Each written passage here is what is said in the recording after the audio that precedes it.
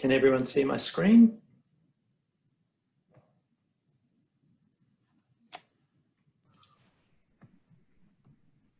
No, it's not coming through. Ah, okay, just give me one moment. I did test this before.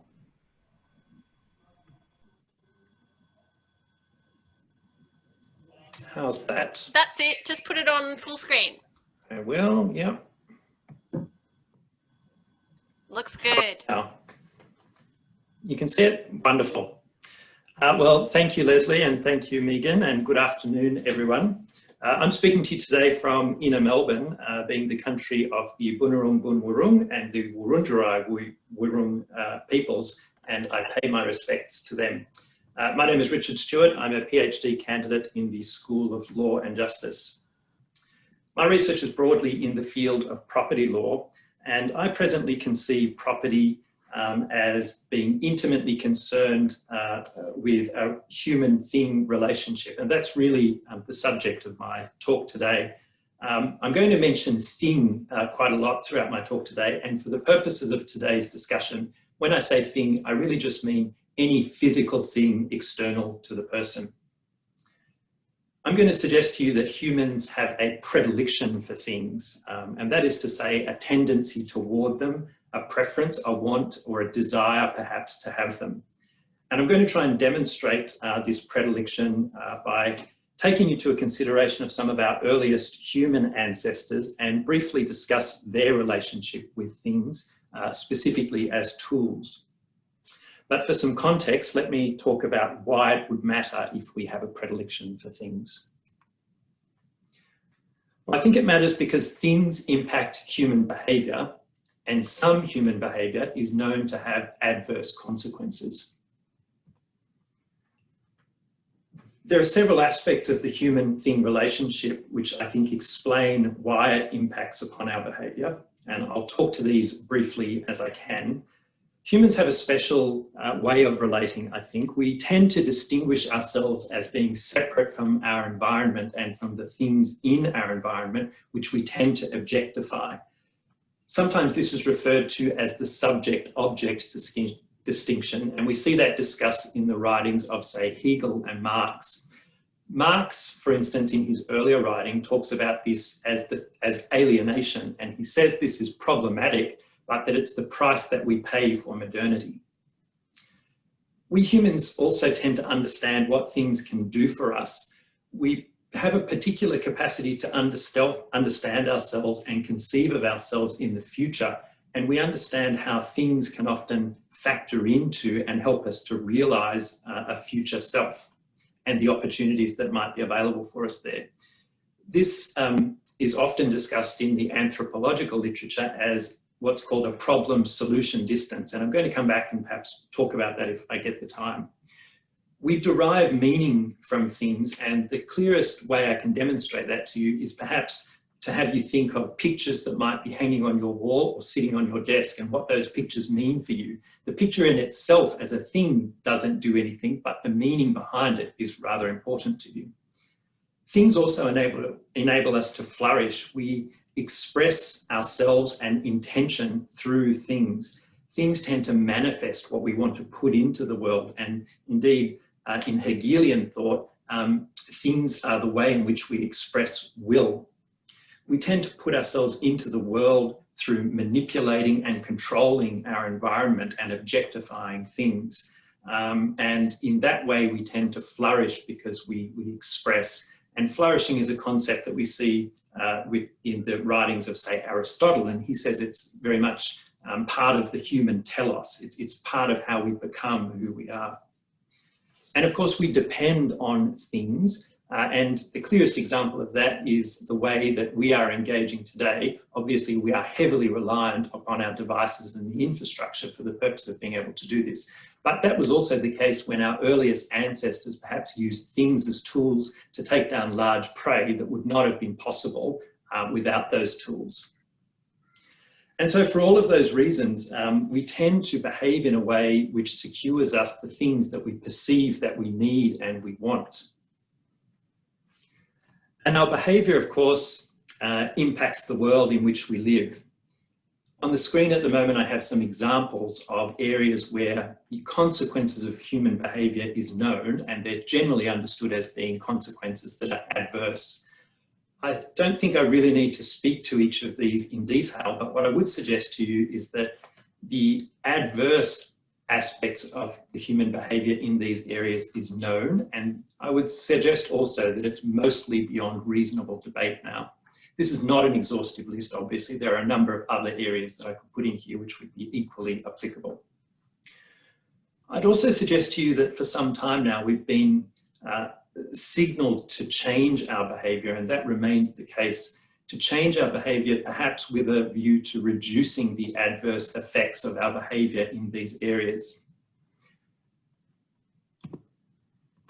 And that's been a particular motivation for my research generally. The working title of my thesis is Harvesting Change, but particularly in this early phase of my research, I'm really asking the question about whether or not we could perhaps use the human-thing relationship as part of the solution. I'm really thinking about the fact of if humans are so entangled with things, if the human-thing relationship is so pervasive in all areas of our life, could we use it to generate the types of behavioural change we want to see? If the answer to that is yes, then I think the institution via which we could bring about that change is ready and waiting for us. Law is ultimately, I think, about behaviour and particularly the modification of it. Law is a coercive order. It tends to exist to tell us what we can do and what we can't do, and sometimes how we do it.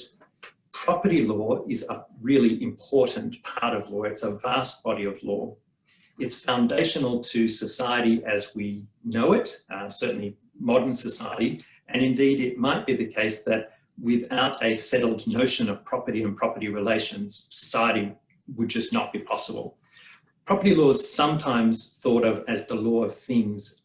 I'm not sure whether that's really an apt description at the moment, but as I said at the outset of my talk, I'm satisfied that property law is intimately concerned with the human-thing relationship. And indeed, I think property and property law is very much built around that relationship. Property and property law are human constructs, and writers such as Bentham and others have recognised that for a long time. As such, we can change the notion of property, but we can also change property law. So it is a suitable agent, potentially, for bringing about the types of changes in human behaviour that we want to see. But before we consider whether or not we can use property law as that change agent, I think we need to know more about the human-thing relationship. We need to know, for instance, is this relationship biological in nature, perhaps instinctual, or is it socially learned, perhaps a part of our culture? Of course, it could be both, and in the discourse that I've considered to date, there's discussion around genotype and phenotype interactions.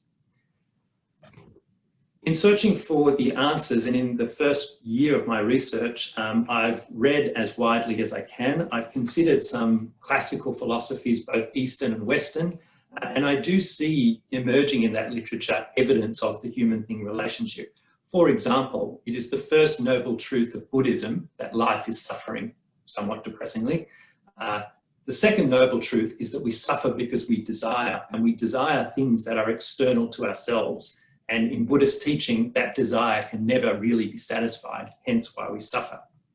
I've also considered early to mid-modern thinkers, both jurists and particularly those that have tried to understand our species in our first and original state, which is often called the state of nature. In considering these thinkers, I've discerned in some a recognition of a human-thing relationship, but not in all. For instance, a foundational jurisprudential writer is Blackstone, and he says, quite famously, that there is nothing which so generally engages the affection of mankind than the sole and despotic dominion one man claims over the external things of the world. Not all people seem to recognise that kind of relationship. For instance, Rousseau, who I perceive to be more of a humanist, in 1754, he wrote in his Discourse on Inequality in relation to what he often refers to as the noble savage. He said his body was the only instrument he knew. He knew not about fire, used nothing as advanced as an axe, and had no concept of the future.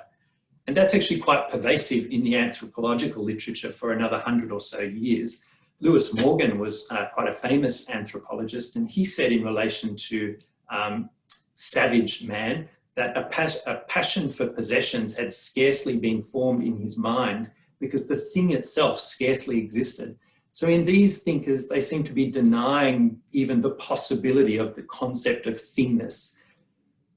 I'm not really sure if that's the case, and for completeness, Rousseau does change his position throughout his writing, and I don't have time to go into that now, but certainly in all of what I have read over the first sort of 12 months, I haven't been able to discern any clear answers in the literature. But I did figure that if there really is a human-thing relationship, and indeed a predilection, I think we should see it in our fossil record, which is now far more advanced than the time at which these people were putting their thoughts into the world. Particularly, I thought, if there is such a relationship that is significant, we should be able to see both its emergence in the fossil record, particularly in the form of when humans started to behave differently to non-human animals, but also the development of that relationship over time. And I do think that we, in fact, can see that in the fossil record. That's what I'd like to take you to now. Could somebody just perhaps tell me how I'm going for time? You're going well, Richard. You've got 2 minutes to your 13-minute mark. Fantastic, thank you. So I'm going to discuss some of our early human ancestors. A cautionary note here, this is not complete and it's very simplified. I'm going to present it in a way which suggests that this evolution is necessarily linear. That's not always the case. The other thing to remember is that behaviour doesn't fossilise, which is why in the archaeological record and anthropological literature, we tend to focus so much on tools, particularly stone tools. But certainly tools do tell us a lot about the user, so they are quite important in terms of understanding behaviour. The first early human I'd like to discuss is Homo habilis, and this was thought to be the first species from within our own genus of Homo. They emerge in the fossil record at about 2.8 million years ago. They've got a brain size about half of our current brain size, and they're often, the fossils of this species are often found with lithic artifacts, which are known as Oldowan tools. And you can see a picture of an Oldowan tool here. These tools were probably used, we think, for slicing flesh and perhaps smashing stones. They've been described as being very simple, rather ape-like, and as little more than rocks with a single chipped edge, and you can see that chipped edge there. Some observations that I've been able to discern from the literature is the fact that whomever created a tool like this Oldowan tool probably did objectify the stone. They objectified it and knew that it was something to be handled and understood it as something that could be manipulated. And they probably did engage in that act of manipulation with a preconceived purpose and preconceived outcome that was valued.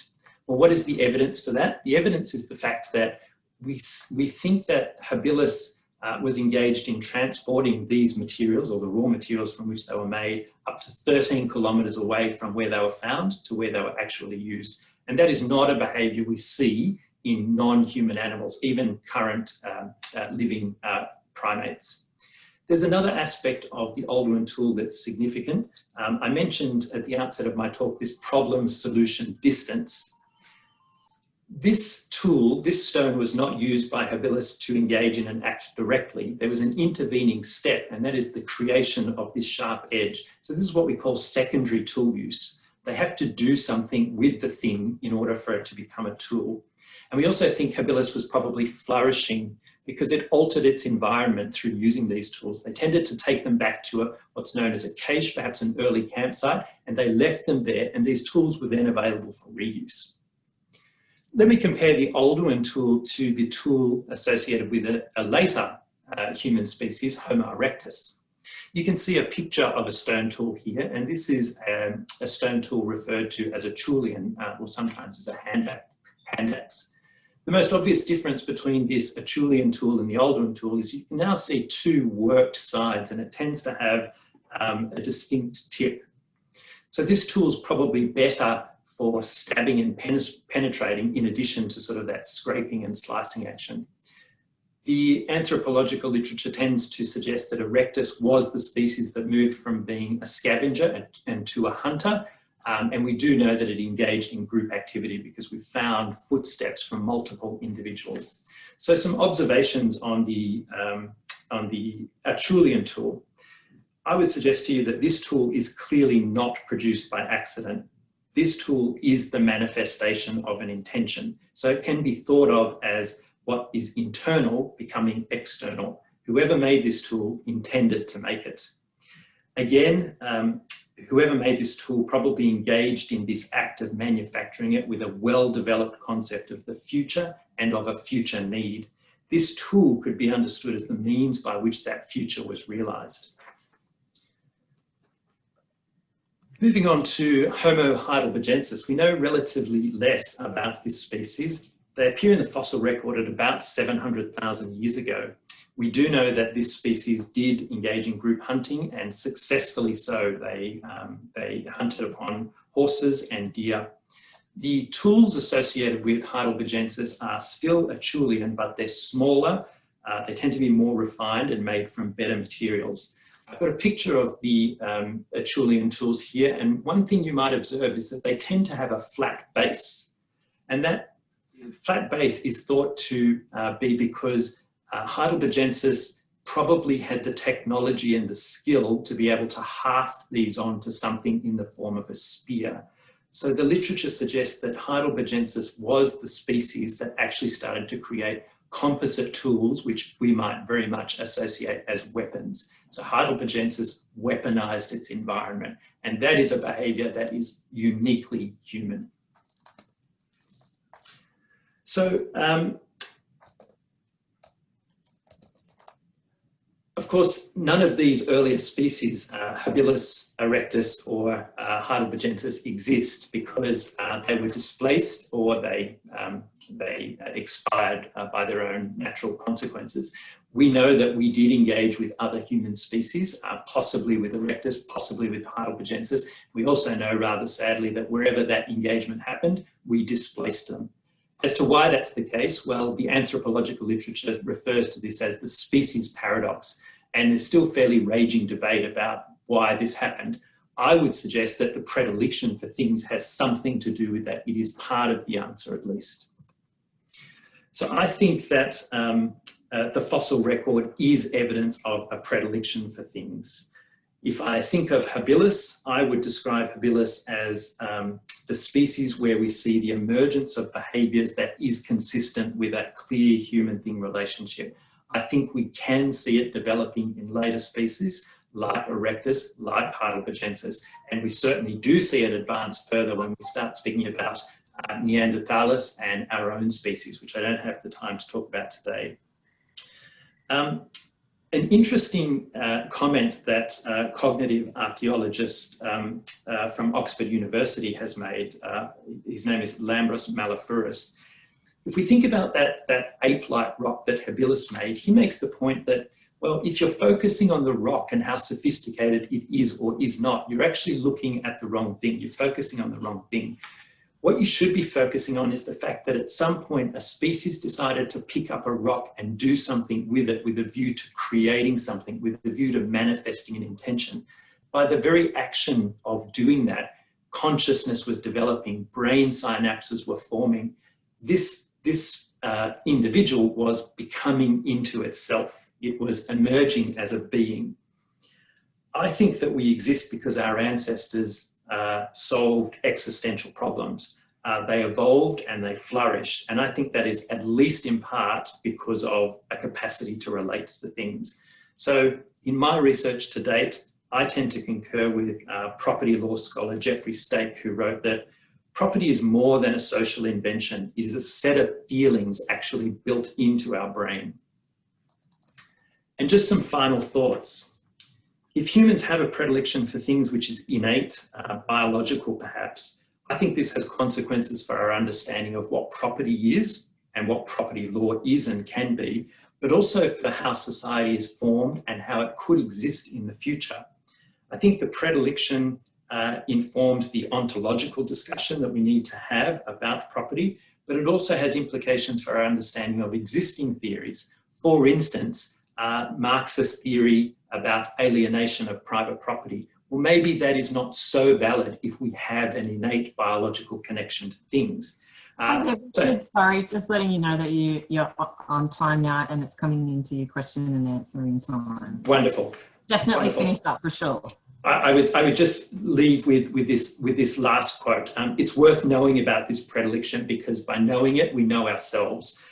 Jones and Goldsmith said that the better we understand people, what they are like, how they behave, when they will respond to circumstances with one set of reactions instead of others, the better we can navigate the insistent challenges of social living. And I'd only add to that, the better we can moderate our behaviour to live in a sustainable, healthy world. And that's where I'll finish up. Thank you so much, Richard. That was excellent. Does anyone have any questions? We've got about 3 minutes for questions. Well, I have a question, if that's okay. Well done, Richard. That was really engaging and it was lovely to see you go through the history there as well. So my question, and I'm hoping that I understood the gist of your presentation okay, is do you think that the environment, the natural environment is a thing? Are you proposing to make the environment property under property laws so that humans care about it like we care about other things?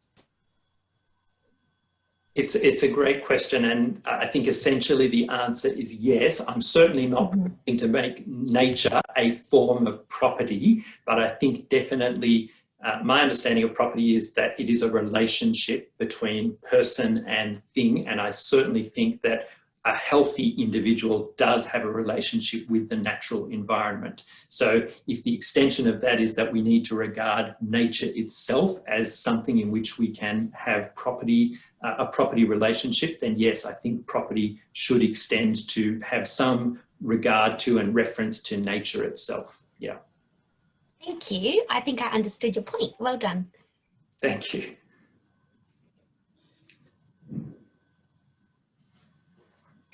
Is there any questions in the chat, Leslie?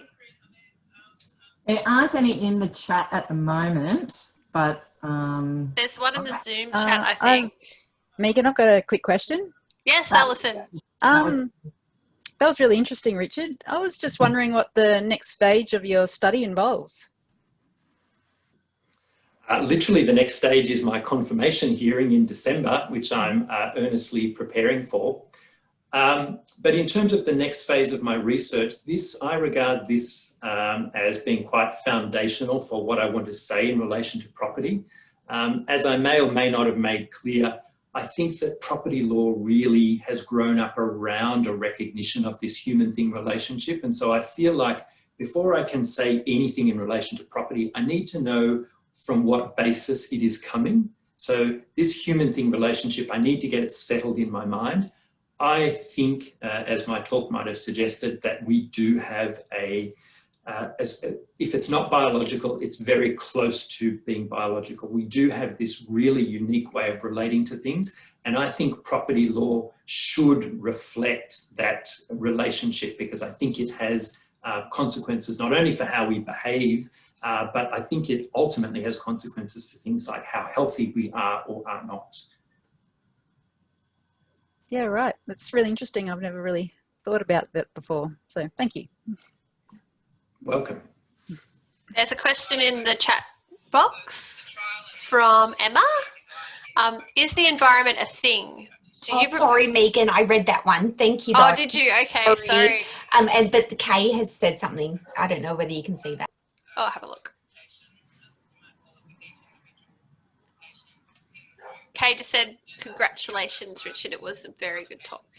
Great work. Thanks so much. It went by in the blink of an eye to me. I have no idea what I actually said. So you did really well. Good, good. Yes. It's Any other questions? PowerPoint presentation too, actually, Richard. Definitely.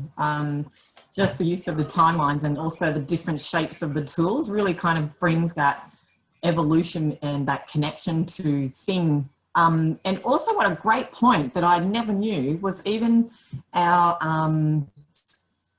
fauna, like our animals today, they don't actually take their tools with them. I would have just assumed that they did. Yeah, well, you know, I think it's a question of degree. So, for instance, we know that chimpanzees and New Caledonian crows, they are engaged in an active, some level of transportation, but certainly nothing near 13 kilometres. So, when you're seeing our very earliest, 3 million year old ancestors engaging in that kind of behaviour, you immediately go, that's the start of something new.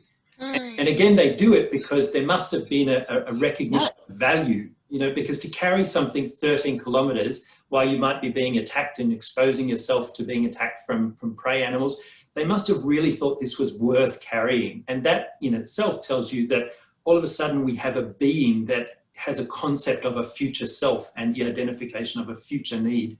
We don't really see that so much in non-human animals. And, even if it was at a comparable level at the time of habilis, certainly by the time you get to erectus and heidelbergensis, and then certainly once we emerge on the scene, there's a very clear connection. We understand ourselves way in the future and we can plan and coordinate, but we often use things to do it. And other animals just don't seem to have that level of capacity. Amazing. Thank you so much, Richard. Yeah. It is Pleasure. interesting, isn't it?